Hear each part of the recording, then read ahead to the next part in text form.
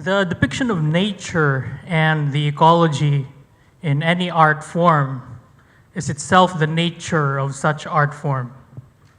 From, for example, prehistoric cave paintings in France, to the poetic narratives of the Japanese author Yasunari Kawabata and his works of fiction, the environment and its different components and aspects have played an important factor in shaping the narratives through the artist's imagination.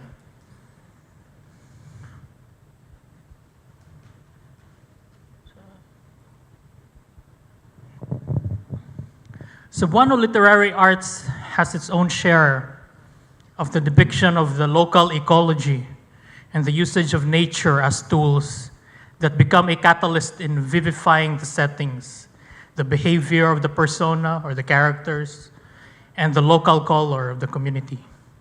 So the need to further study the dynamics of the local community arises, and the usage of nature as tools that became a catalyst in vivifying the settings. Local imagery and culture. There's a rich depiction of such community. And it also describes how poetry, fiction, and other literary formats establish its settings and its environments in rural and urban settings.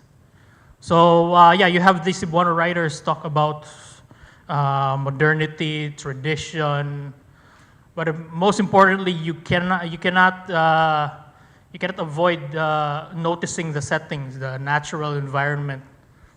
Even the city is the environment already. Also, they talk about human condition. They are prevalently read in local classics and contemporary works. So what am I up to here? So sorry, walay ka ng picture-picture akong presentation, so just use your imagination na lang. So what am I finding here? The discussion intends to establish the connection and the environment through Morton's ecological thought in Hunger in Nayawak, that short story by our beloved Cebuano classic writer, Lamberto Ceballos. Due to their rich, and how the Cebuano community is reflected in the narrative through Anderson's concept of the imagined community, constituting elements such as food practices, agrarian labor, ecological scarcity. So if you've read the story, it really talks about farmers. And then, rural everyday life and the communal survival. So, the third one, it leads to the meditation on how the story reveals about Cebuano life and the dynamics of the community under the environmental stress. So what I'm looking at here is what constitutes the Cebuano community. Are you part of the community? Yes. Or for example, in social media, for example, naimo duwag pickleball dire. Ako dili, pero but if you notice, if you play with fellow pickleball players, so you are in a community of pickleball players. Or us in the academe, we do research. We're part of the research community. That's why now, because of the internet, social media, if you notice, halos tanan mga niche nanay Facebook group. So community. That's the community, even in an online level. So the conflict of the story is about the drought, the El Niño. The El Niño. Due to the El Niño, the rural farming town in Hunger in Nayawak. So if you're from Dalaget, this is actually the barangay Kawayan. So it's an anadrome, Gibali lang, Nayawak. They have experienced drought for how many months until September, having no rain for quite a long time.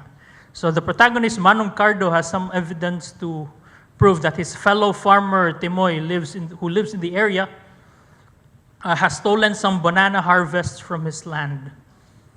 So imagining their rural setting here, we can already see how the ecology, the environment, the conditions, the drought, is connected to how they behave. The drought is not just a condition of the setting, but a force that shapes labor, hunger, and community life. So it directly and indirectly affects them. The condition of such as conditions such as the drought in the farming landscape has become the narrative tool, along with the interconnectedness in the ecological thought of Morton. So providing a lens of reading drought, hunger, land, and human conduct as mutually entangled. That's why it's interconnected. Thus creating an inseparability of humans from their environment, including the non-living and intangible components along the landscape. So this framework affirms the connection between the El Niño crisis depicted in the story, triggering the characters such as Temoy to act accordingly. So nikawat siya og saging kay kinahanglan niya ang kinahanglan he has to. And then for Manong Cardo to respond as well. Kay di ba lalim di ba nga kawatan ta di ba? Labi na kung atong gibayran nga buwis. Anyway, sorry. Such conditions had formed a chain reaction between the protagonist's predicament and the condition of their local setting. So the ecological thought asserts that the interconnection of everything in nature and the people surroundings, including themselves, and the environment, its conditions have become a tool to assist the narrative in exposing the conditions of the characters in return, thus defining more the local community and their struggles in the story.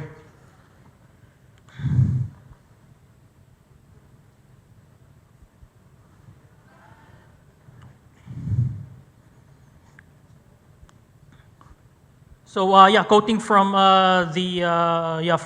straight from Morton, it has to do with the consciousness and awareness. So it's not only about the the environment and the characters. Yeah, it has to do with the ideology and critique, reading and writing. It has to do with race, class, and gender. So by just feeling the environment, looking around, it can already affect the ideology of the community. It has to do with sexuality, it has to do with the ideas of self and the weird paradoxes of subjectivity. It has something to do with the society and coexistence. So it has become a byproduct. The fiction here in question becomes a byproduct of the interconnection of its conflict and directions created by the protagonists. So the environment is not a passive background, but an active condition that affects human behavior, social relations, that produces scarcity, and scarcity intensifies conflict. So for example, farming, which is their job here by the protagonist, depends on rainfall, land harvest, and seasonal cycles. When the environment fails, labor becomes insecure and hunger pushes people toward desperation. I think a common current event that we notice is that such geopolitical conflicts, such as in Middle East, creates a chain reaction to the different places in economy and the Philippine economy and other regional neighbors. So it creates a chain reaction. And then, the resources in question, for example, oil, it came from the environment. Then you can already see the connection there. And then, so going back to the story here, Temoy's alleged stealing of bananas is not only read as a moral issue, but also as a symptom of rural economic vulnerability. So thus the story was written, showing the condition of the environment and shaping human condition of the protagonists.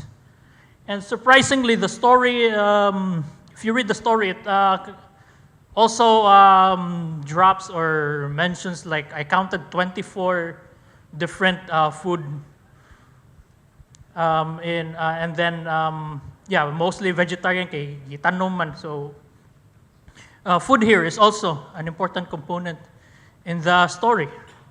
So kato mga saging kawat giawayan nilang saging, but yeah, it's actually valid because that's their food. I mean, wa sila grab food ngadto sa ilang farming town, wala sila food panda, so mura na store sila pagkaon. So it's valid that they're really fighting for. It's really a big deal for them. That's my point. So yeah, like the drought, food becomes a connection to the personas in their environment, leading them to their actions that drew the trajectory of the narrative. Thus, it becomes a component to the Cebuano community in Nayawak.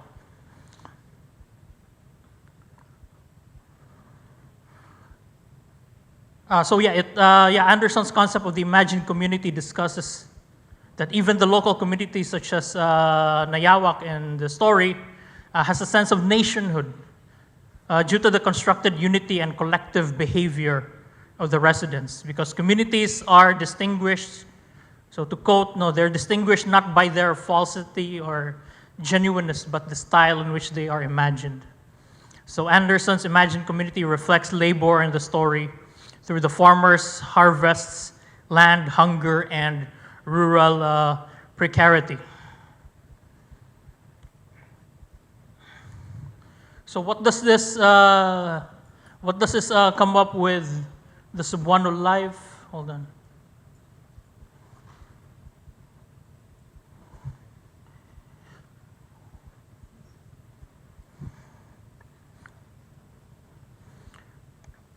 So yeah, interestingly, the protagonist Cardo's progression of his response from anger to mercy has also enabled Temoy to respond positively. So if later in the story, the drought, the nagsugod nag-uwan-uwan, so it actually became like a saving grace to the community.